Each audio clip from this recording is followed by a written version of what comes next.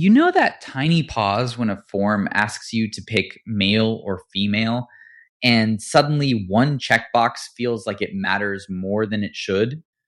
That's where this gets interesting. Because a checkbox is very confident for something with such a limited connection to biology. The body is not built from one switch, it's built through chromosomes, hormones, gonads, internal anatomy, and external anatomy developing together. And most of the time, those pieces line up in the usual patterns, but not always. In humans, sex is usually described by the kind of gamete a body is organized to produce eggs or sperm. That's why biologists generally talk about two primary sexes, female and male. But two primary sexes is not the same thing as every body fits perfectly into two neat, identical boxes. It just means the reproductive system is organized around two large categories. The variation starts there. An embryo starts with bipotential tissue, and then signals like the SRY gene on the Y chromosome, hormones such as testosterone and anti-Mullerian hormone, and the conversion of testosterone into DHT help steer development one way or another. If that pathway changes because of chromosomes, hormones, or how tissues respond, you can get bodies that don't match the usual pattern people expect at birth. That's what intersex is talking about.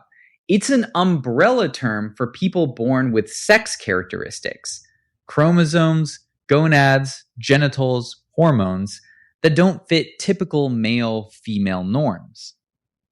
And the reason people argue so fiercely about it is because they're often using different definitions without realizing it. If you use a broad definition, estimates can land around 1.7% of the population.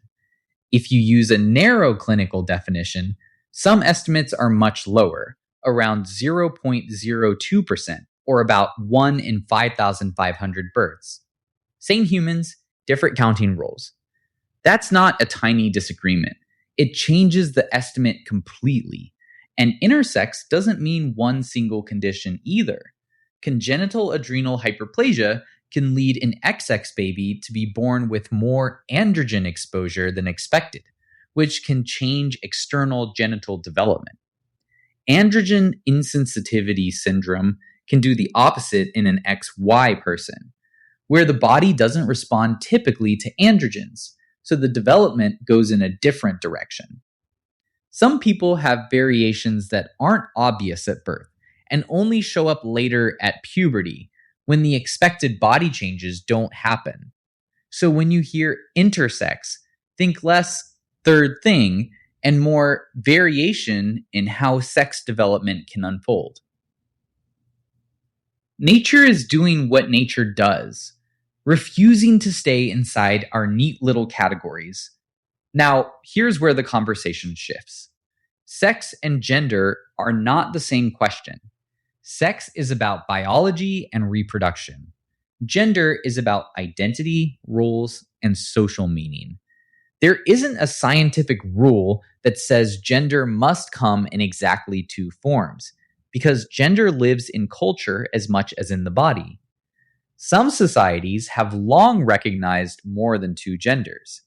Hydra in South Asia, Mahu in Hawaii, Fa'afafine in Samoa, and modern surveys keep finding people who identify as non-binary, genderqueer, or outside the old man-woman split. So if someone asks, how many genders are there? The honest answer is, there is no universal fixed number. It depends on the society, the person, and the language they have for themselves. And that distinction matters in daily life. It matters in a doctor's office when a child is born with an anatomy that makes clinicians slow down and think carefully instead of rushing to a label. It matters because medical and human rights bodies now warn against non-consensual normalizing surgeries on intersex infants and children, not because every case is the same, but because bodily diversity is not the same thing as pathology. It matters in schools, on IDs, in sports, in family conversations, in every place where a category turns into a decision about someone's life. What I find most striking is that the loudest arguments are often about a question that was too simple to begin with. How many sexes? Sounds like it should have one tidy answer. It doesn't, unless you're careful about what level you mean. At the gamete level, humans are overwhelmingly described as having two primary sexes. At the level of real development, real bodies vary, and intersex people make that impossible to ignore. At the level of gender, the count is not a biology problem at all. It's a human one. And humans are much better at making categories than living inside them. So the clean takeaway is this: intersex doesn't erase the two sex reproductive framework, but it does expose how much variation hides inside it. And gender is a separate story altogether, one that has always been bigger than two categories. If you remember one thing, remember this: the question is not whether real people fit the form, it's whether the form is good enough to describe real people.